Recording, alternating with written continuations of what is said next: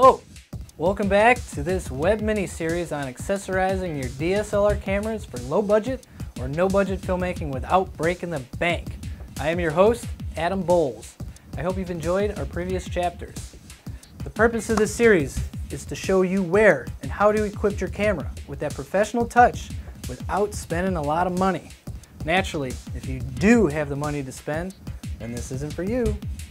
First and foremost, get to learn about your camera. Take a photography lesson. Learn about the shutter speed, ISO, aperture, etc. Learning these will help you to understand how to deliver quality images without introducing video noise or video grain that would make your clips look amateurish. This episode will cover some other accessories that you may want to consider using DSLR shoots for independent low-budget filmmaking.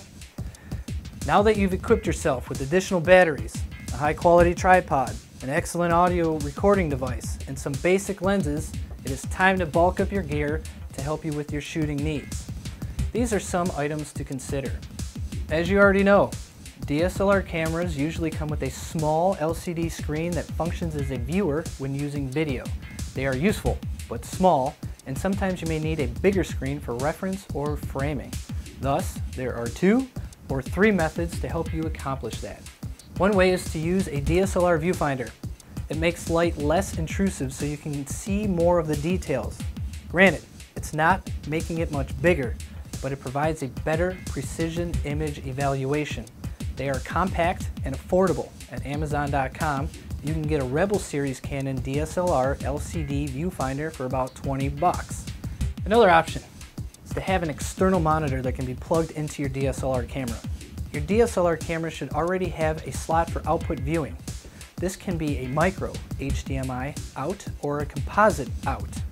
Using the HDMI out, you can attach an external monitor of any size that will work as an additional viewing monitor. At MDI, we have been shopping around and, knowing the limitations of our Canon Rebel Series DSLRs, we have opted for the Lilliput 7-inch HDMI monitor. It does the job. Its specification is as close or sometimes better than the expensive HDMI monitors that we have compared it to. The Lilliput 7-inch monitors comes with a variety of options. One with a rechargeable battery, one has additional HDMI outputs for you to plug into another HDMI monitor, etc. The prices for these range from $159 up to $230 at Amazon.com. They come with parts so that you can attach it to your DSLR cameras using the hot shoe mount. Another accessory to consider is an on-camera light kit. One of these. An LED on-camera light can be useful when shooting on location where you may not be able to set up proper lighting equipment. Turn it on the side. It's really bright. Dims. Turn it right off. At Amazon.com, you can find an LED light for a DSLR camera starting about 20 bucks. There are many different types and styles, and if you have additional camera batteries lying around, then you should be sure to get an LED light that can use those batteries. We have this LED light. It uses Sony camera batteries, and it also comes with an adapter so that we can use regular AA batteries as well. Our LED light with a fully charged Sony battery can last for about 1 hour of continuous usage. So, now you have a field monitor, an LED light, an external device that you have to carry around with you to your location shoot. How are you going to attach it all together? Other than using the belt clip I mentioned from a previous episode, you can get a hot shoe mount to connect these to your DSLR cameras. There you go. Some can connect 2 or up to 5 devices. Don't go overboard though. These are priced about 15 bucks and up at Amazon.com. Just remember to read the reviews before you spend the money. Have you ever seen a show or a movie where the foreground actor is in focus, then switches to the background actor being in focus or vice versa? That's a pull focus technique that many use to connect the audience to the source of the action. You can achieve the same effect by using a rack focus system. There are a variety of rack focus kits available. Some even require a rail system because it has to attach itself to your DSLR camera while still providing a secure way to do the job.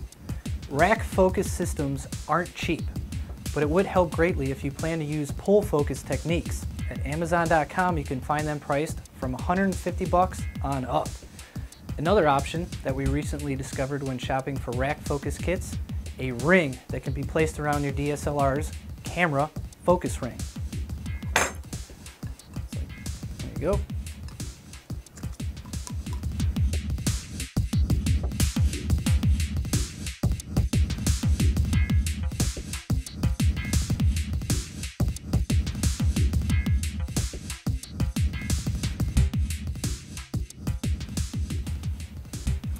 It is small for traveling, simple, quicker to set up, and most of all, affordable.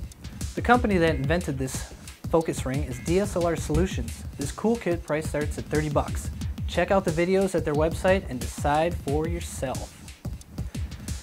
Let's say you're on a location shoot by a lake. You think maybe it's cool to get a shoot of your subject from the water's point of view, or maybe even have an underwater shot. This is feasible if you have an enclosure for your DSLR camera, but it'll cost you a few $1,000s since the enclosure is more for deep ocean shoots. Think open water. But that's not just what you want. You just want a few feet underwater shot. So instead of submerging your DSLR camera into the water, why not get a separate, cheaper camera for that? That's where cameras like the GoPro or the Kodaks come in handy. These shoot 720p or higher resolutions under up to 10 feet of water. This increases your production value. With current technology, no one is going to worry about the quality of the underwater camera. Shoot underwater. As long as the shoot is done well, it will enhance your story. The underwater camera, very small, they're right in your pocket. Finally, let's talk about how you're going to transport all of this gear. Carrying bags or camera bags are essential for constant usage. You can get branded bags or you can get off-brand, cheaper bags that do the same thing. At Amazon, you can get this professional backpack for about $60. It can fit almost everything in it: a DSLR camera, a 7-inch field monitor, 2 lenses, an LED light, follow focus ring, chargers, SD card holder, external recording devices, cables, and even the monopod can tuck right in. If you want something simpler, then you can consider this Manfrotto messenger bag, which can fit a DSLR camera, a few lenses, along with several pockets, plus a component on the bottom. We use this bag as our audio gear bag and have the shotgun mic attached on the bottom. If you're looking for hard cases, I would say invest in a Pelican case. These are strong, sturdy, and water-resistant cases are good for when traveling to rural places. Prices range from $60 and up, and trust me, it is a case that will protect your equipment for years to come. And finally, you may want to consider a strong, multifunctional cart, like the one we use here, a jam stand medium size. It can withstand up to 300 pounds of weight. Plus, it can be converted to different configurations, all for less than $100. So, that sums up this web mini-series. We hope these episodes provided you with some basic understanding of what you need to do to accessorize your DSLR cameras for low or no budget filmmaking without breaking the bank. Always remember to compare prices and reviews before spending the money, and make sure it does what you want. Brands matter, but sometimes you may want to consider going with lesser priced items which can be just as effective. Remember, as an independent filmmaker, it's not about what equipment you have, but about how well you tell your story with creativity and the resources available. Thank you for watching. I'm Adam Bowles, signing off.